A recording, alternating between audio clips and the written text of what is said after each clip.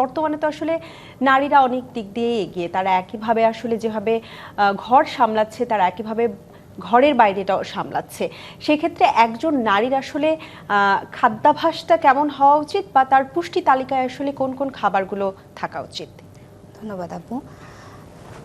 এখন আমাদের বর্তমানের উইমেনরা যেহেতু ওয়ার্কিং এবং আমাদের বাংলাদেশের পার্সপেক্টিভ অনুযায়ীও আমরা এটা দেখি যে ম্যাক্রোর তুলনায় মাইক্রোনিউট্রিয়েন্টের ডিফিসিয়েন্সিটা খুব বেশি পরিমাণে, যার জন্য দেখা যায় যে এনিমিয়া হচ্ছে বা ক্যালসিয়ামের ডেফিসিয়েন্সি দেখা যায়, ভিটামিন ডি এর ডেফিসিয়েন্সি দেখা যায় অনেক বেশি।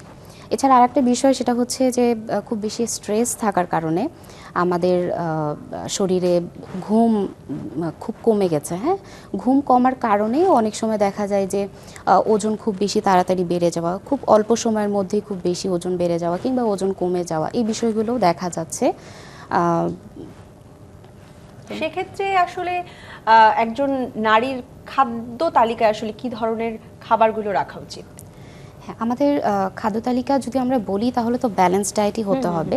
এবং ব্যালেন্স ডায়েট বলতে আমরা বোঝাচ্ছি কার্বস থাকবে, ফ্যাট থাকবে, প্রোটিন থাকবে এবং তার সাথে সাথে যেটা ইম্পর্ট্যান্ট একটা সোর্স যেটা হচ্ছে ভিটামিন মিনারেলস, হ্যাঁ, এবং ফাইবার। ফাইবারের কনজামশনটা আসলে আমাদের দেশে এতই কম হয় যে আমাদের যে ম্যাক্রোনিউট্রিয়েন্টগুলো আছে এগুলোর অ্যাবজর্পশনটা সঠিকভাবে হচ্ছে না। দ্যাটস ওয়াই মাইক্রোনিউট্রিয়েন্টের যে ডেফিসিয়েন্সিটা সেটা তুলনামূলকভাবে এখন বেশি দেখা যাচ্ছে। এবং সুস্থতা যদি বলি তাহলে এক্ষেত্রে ঘুমের প্রয়োজন আছে। মিনিমাম আমরা বলি যে 5 ঘন্টা ডেফিনেটলি ঘুমাতে হবে এবং হায়েস্ট 8 ঘন্টা পর্যন্ত ঘুমাতে পারবে। এবং আরেকটা যেটা বিষয় হচ্ছে ফিজিক্যাল অ্যাক্টিভিটি। কম বেশি সবাইকেই একটু হাঁটাচলা করতে হবে।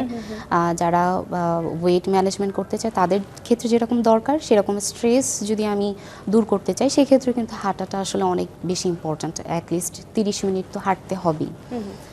আই থিঙ্ক এটাই।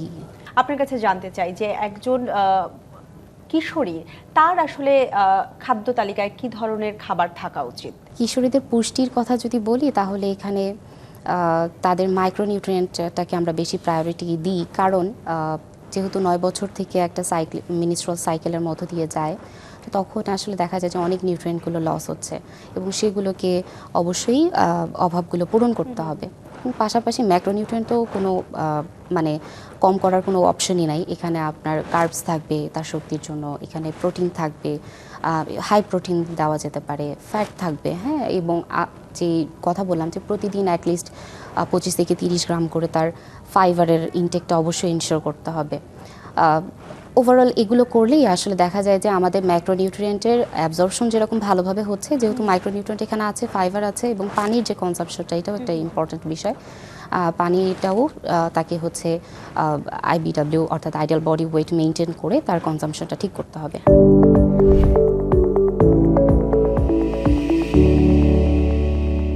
আরেকটা বিষয়, যারা গর্ভধারণ করেছেন সে ধরনের মায়েদের জন্য আসলে কি ধরনের খাদ্যাভ্যাস থাকা জরুরি? গর্ভধারণ করেছেন যদি বলি তাহলে তাদের তো ক্যালোরি রিকোয়ারমেন্টটা অনেক বেশি হয়ে যায় এবং ধাপে ধাপে হয়, এমন না যে শুরু থেকেই তার ক্যালোরিটা বাড়বে।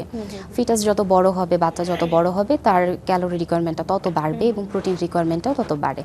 এক্ষেত্রে আসলে আমরা যদি বলি কার্বসটাও তার ওজন অনুযায়ী বা তার আইডিয়াল বডি ওয়েট অনুযায়ী তাদেরকে ম্যানেজমেন্ট করে দেওয়া, ম্যাক্রোনিউট্রিয়েন্ট যেভাবে করি। দেখি যে ওই সময়টায় একজন নারী অনেক বেশি বমি হচ্ছে বা তার অনেক খাবারে আসলে অনীহা চলে আসে, সেক্ষেত্রে আসলে কি ধরনের খাবারগুলো সে খেতে পারে? যদি ভমিটিং থাকে তাহলে সেক্ষেত্রে তাকে ঘন ঘন খাবার খেতে হবে, গরম খাওয়া বা তার ভালো লাগার খাবারগুলো একটু বেশি করে এবং ঘন ঘন খাওয়া। সলিউশন এইটাই, কারণ হচ্ছে খুব বেশি গ্যাপ দিয়ে দিয়ে না খাওয়া, যেহেতু সে বেশি খেতে পারছে না, সেক্ষেত্রে ডিউরেশনটা কমিয়ে আনাটাই বেটার। এবং আমরা অনেক সময় দেখি যে যে সকল নারীরা বাইরে কাজ করছেন তারা যখন প্রেগনেন্ট হচ্ছেন সেই সময়টা আসলে তাদের সময়টা বাঁচানোর জন্য অনেক সময় বাইরে থেকে খাবার কিনে নিয়ে আসছেন, সেক্ষেত্রে কি বলতে চাইবেন? হ্যাঁ, এই বাইরের থেকে খাবারটা না কেনাই বেটার। আপনি এখানে স্ন্যাক্স আইটেমগুলো কিছু রাখতে পারেন, যেমন ফ্রুটস খাওয়া যেতে পারে, দিনে 2 বেলার স্ন্যাক্সে রাখতে পারেন। কোনো যেমন চিয়া সিডটা নেওয়া যেতে পারে, কারণ এখানে অনেকগুলো নিউট্রিয়েন্ট আমরা পাবো। চিয়া সিড আসলে কতটুকু খাওয়া ভালো স্বাস্থ্যের জন্য? দিনে 1 বার কিংবা 2 বারও হতে পারে। 2 বার হলে আমরা 2 টেবিল চামচ একদিনে রাখা বেটার। যে আমি 1 চামচ একবেলা খাচ্ছি আর 1 চামচ আরেক বেলা খাচ্ছি। অবশ্যই এটা সোক করে খেতে হবে, একেবারে গোলানোর সাথেই খাওয়া যাবে না। এই তো সতর্কতা।